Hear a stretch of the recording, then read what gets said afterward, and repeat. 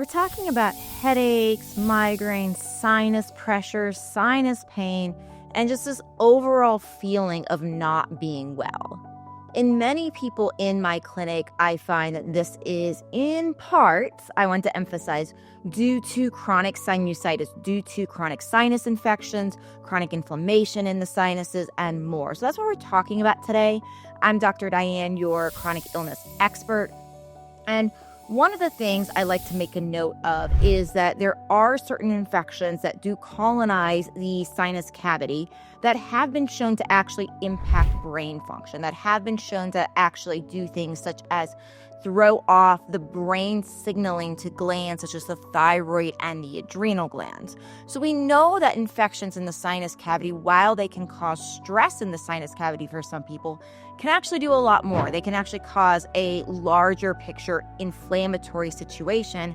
And I've seen directly in my clinical practice that problems here can lead to problems such as headaches, migraines, brain fog, and more.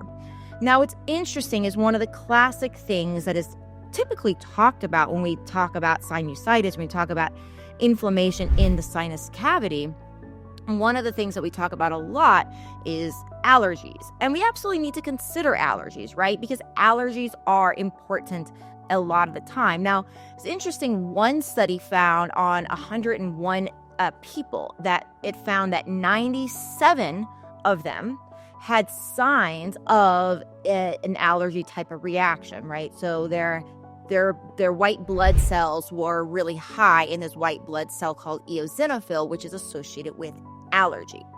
Now, that particular study also found that of those 101 participants, 94 of them, so 97 of their allergies, 94 of them had fungus in their sinuses when the sinus sputum was cultured, when the sample was cultured. So many cases then are an allergy reaction to the fungus that is actually growing inside the nose, at least in part of it. So I don't feel like, what I'm seeing in my practice, I don't feel like we're taking these fungal colonies serious enough in medicine.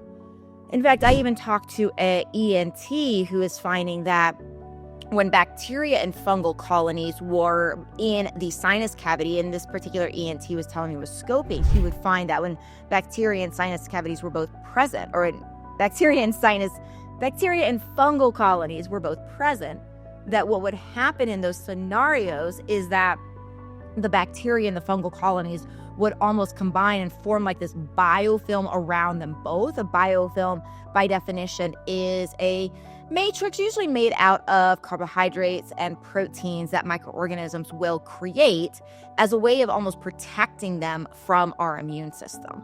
So what this ENT had told me is when he was scoping, he would see this interaction between bacterial and fungal colonies that essentially was making it harder for our immune system to fight, and therefore leading to some of the problems that we're talking about here. So that's just one example of why we really need to consider these fungal colonies at the root of it. We can certainly do tests. We can do samples where we are taking samples of the nasal passageways, looking for fungal colonies, looking for these bacteria. A lot of what is done in conventional cultures is not always looking for all of these different things I'm talking about in this video. So we really need to self-advocate, ask our doctors, make sure we are getting cultures done where they are going to identify fungal colonies and not just look for some of the common bacteria that we see in the nose. I hope this has been helpful. Please do subscribe to my channel so you can get more information like this, and I'll see you in another video.